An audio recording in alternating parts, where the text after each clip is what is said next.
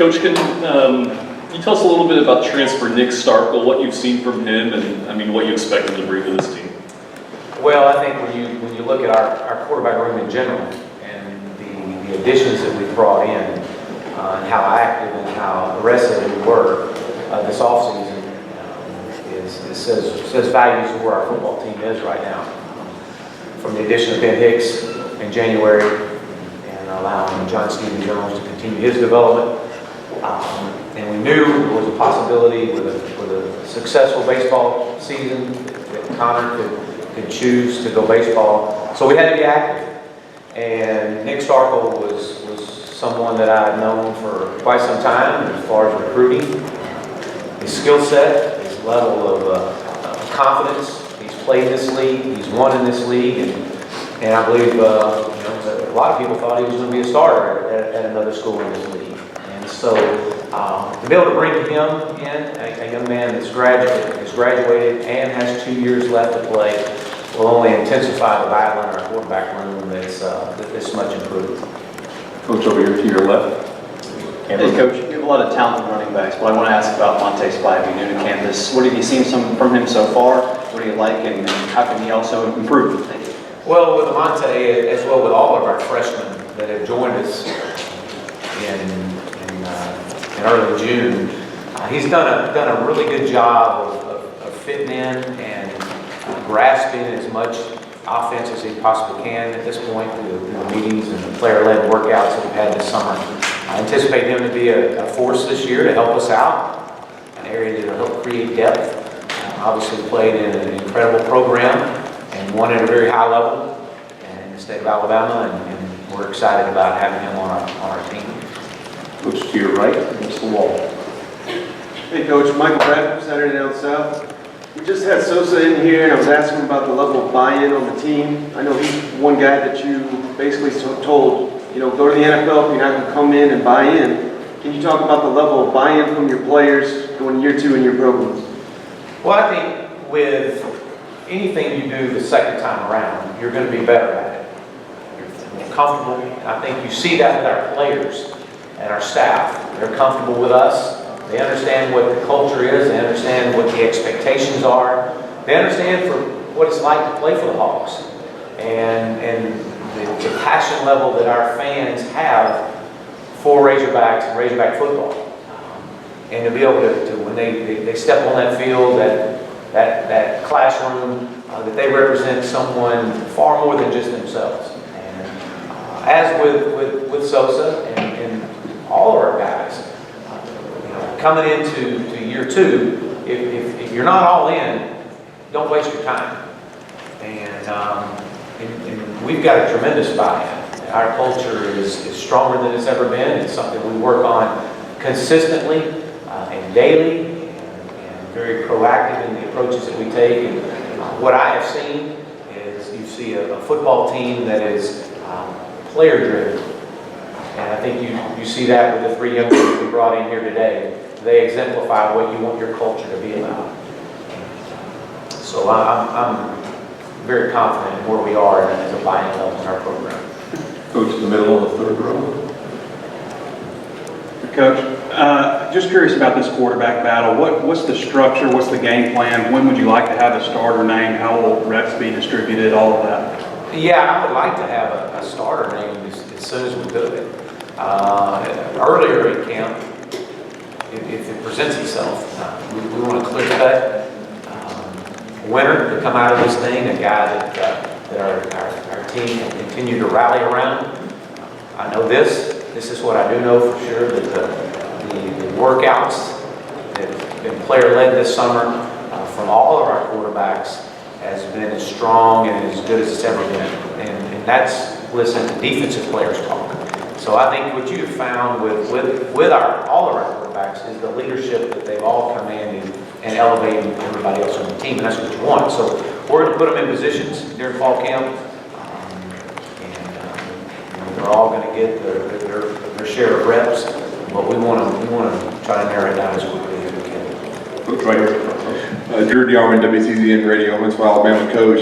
I know the first year was difficult, changing the culture of the program and putting your stamp on it. But talk about the job your staff did as a whole, recruiting at a very high level in the top 20 class. And then second part of the question, how much progress defensively do you think John Chavis and that group can make this year?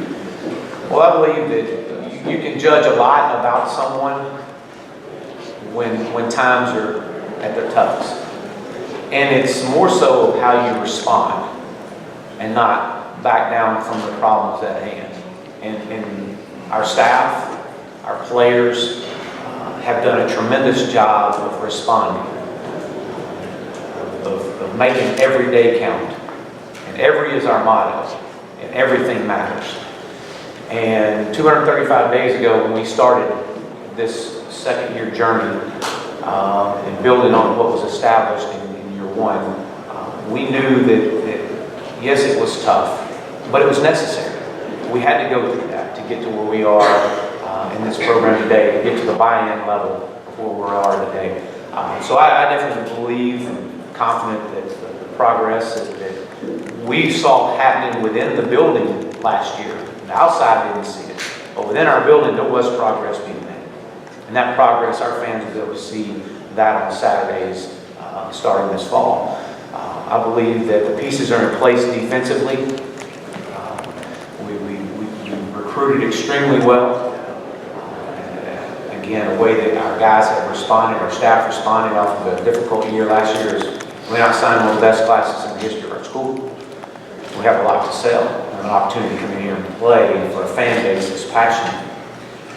And I believe we've done that. We addressed some areas of need, both the offensive and defensive line, that have to be able to allow us to compete in this conference at a level that we want to be at. And so I believe that the pieces in place defensively, with in particular our defensive line, the depth there, to allow us to continue to grow and improve off of last year in all areas. Played a lot of young guys in the secondary last year, but that when you do that, mistakes happen. But you gain valuable experience, and I expect that to pay off this year.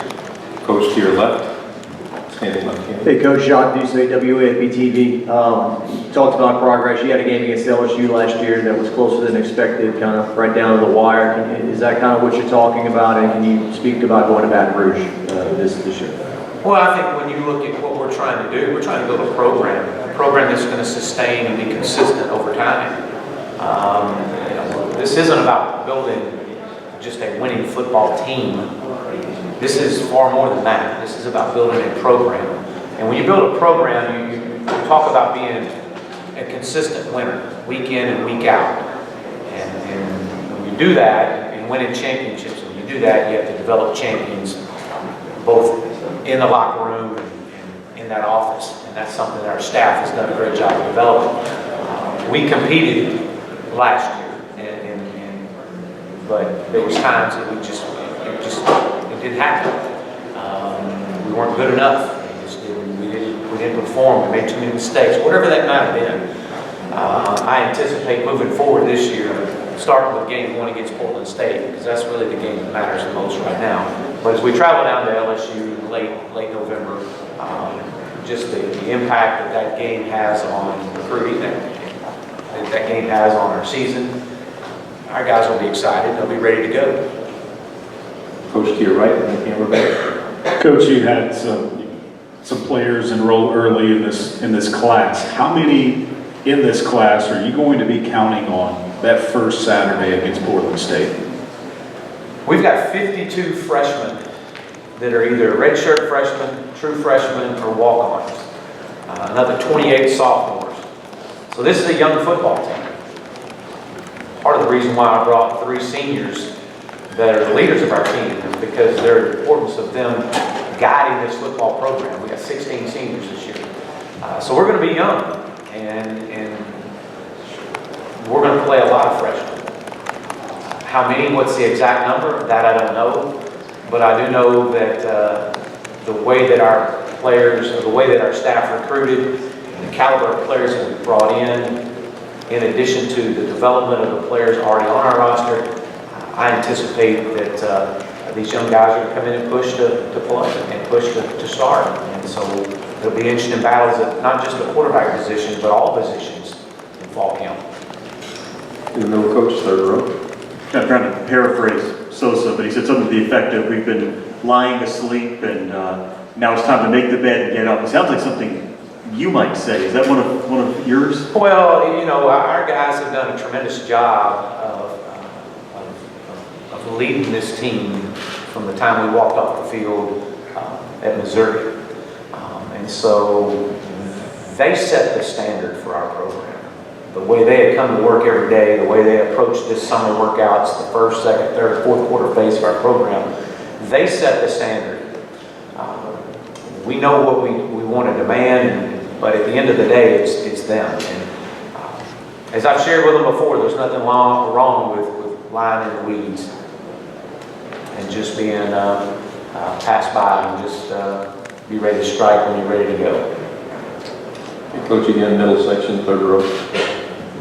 Coach, you lost 3 starters, senior starters on the offensive line, but your numbers are a lot better. Can you just talk about the competition there and the overall health? Or is the offensive line going to be improved this year?